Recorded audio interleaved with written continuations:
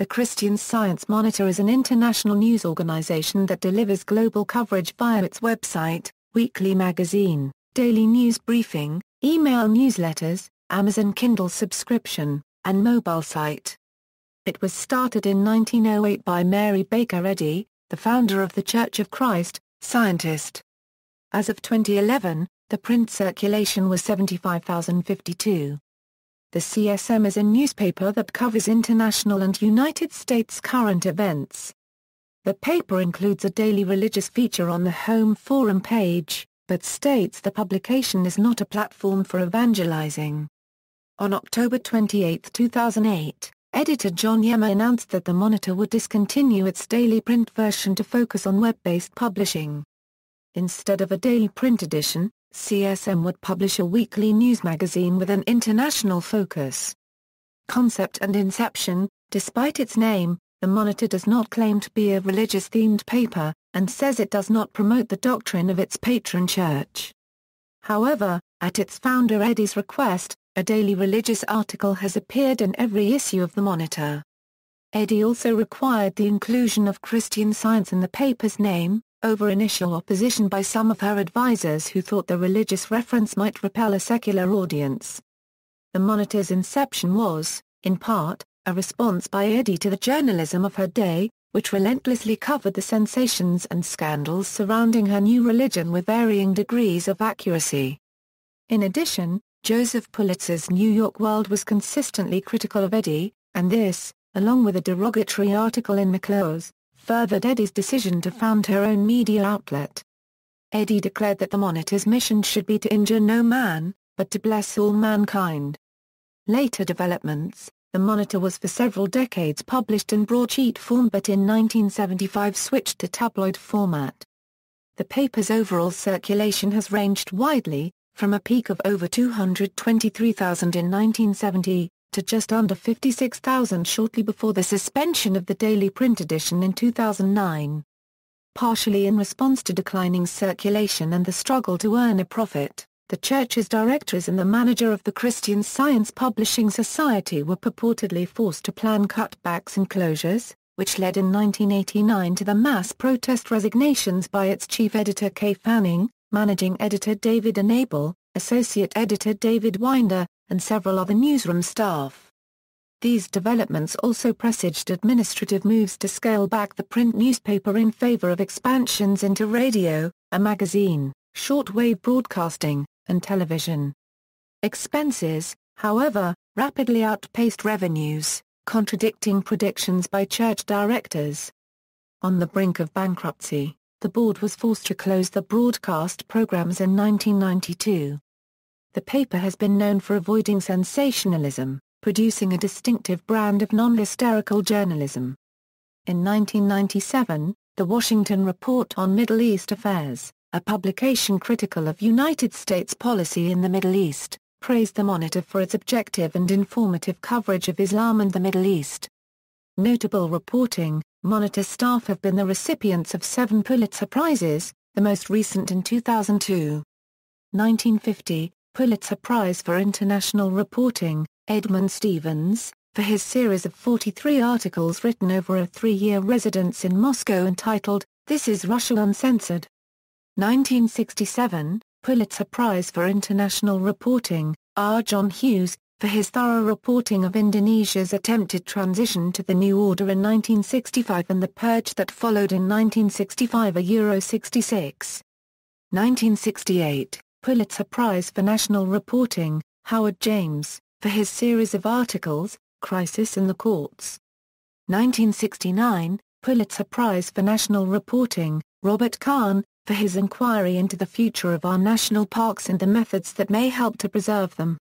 1978, Pulitzer Prize Special Citations and Awards, Journalism, Richard Strout, for distinguished commentary from Washington over many years as staff correspondent for the Christian Science Monitor and contributor to the New Republic. 1996, Pulitzer Prize for International Reporting, David Rood, for his persistent on-site reporting of the slaughter of thousands of Bosnian Muslims in the Srebrenica genocide.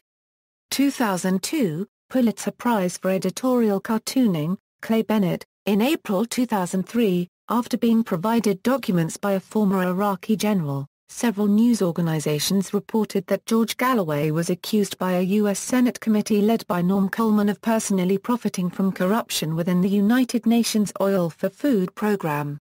The Monitor investigated the matter, concluding that the documents were almost certainly forgeries, and, in response to a lawsuit by Galloway, apologized in court. In 2006, Jill Carroll, a freelance reporter for The Monitor, was kidnapped in Baghdad, and released safely after 82 days. Although Carroll was initially a freelancer, the paper worked tirelessly for her release, even hiring her as a staff writer shortly after her abduction to ensure that she had financial benefits, according to Bergenheim. Beginning in August 2006, The Monitor published an account of Carroll's kidnapping and subsequent release, with first-person reporting from Carroll and others involved. Modernization. The print edition continued to struggle for readership, and, in 2004, faced a renewed mandate from the church to earn a profit. Subsequently, The Monitor began relying more on the Internet as an integral part of its business model. The Monitor was one of the first newspapers to put its text online in 1996, and was also one of the first to launch a PDF edition in 2001. It was also an early pioneer of RSS feeds. In 2005, Richard Bergenheim, a Christian Science practitioner, was named the new editor. Shortly before his death in 2008, Bergenheim was replaced by a veteran Boston Globe editor and former Monitor reporter John Yemmer. In October 2008, citing losses of $18.9 million per year versus $12.5 million in annual revenue, The Monitor announced that it would cease printing daily and instead print weekly editions starting in April 2009. The last daily print edition was published on March 27, 2009. The Monitor continues to offer daily news online on its website and via email. Yemmer stated that the move to go digital was made because they recognized that CSM's reach would be greater online than in print. He has also stated that in the next 5 years the CSM would work to increase their online readership fivefold, from 5 million page views to 25 million. As the paper has turned its attention to online storytelling, it has been breaking ground with multimedia projects like Little Bill Clinton, a narrative serial following a year in the life of a young refugee. The weekly magazine follows on from the Monitor's London edition, also a weekly, launched in 1960, and the Weekly World edition, which replaced the London edition in 1974. Radio and television. Monitor Radio was a radio service produced by the Church of Christ, Scientist between 1984 and 1997. It featured several one-hour news broadcasts a day, as well as top-of-the-hour news bulletins. The service was widely heard on public radio stations throughout the United States. The Monitor later launched an international broadcast over shortwave radio, called the World Service of the Christian Science Monitor. Weekdays were news-led, but weekend schedules were exclusively dedicated to religious programming. That service ceased operations on June 28, 1997. In 1986, the Monitor started producing a current affairs television series, The Christian Science Monitor Reports, which was distributed via syndication to television stations across the United States. In 1988, the Christian Science Monitor Reports won a Peabody Award for a series of reports on Islamic fundamentalism. That same year, the program was cancelled and the Monitor created a daily television program, World Monitor, anchored by former NBC correspondent John Hart, which was initially shown on the Discovery Channel.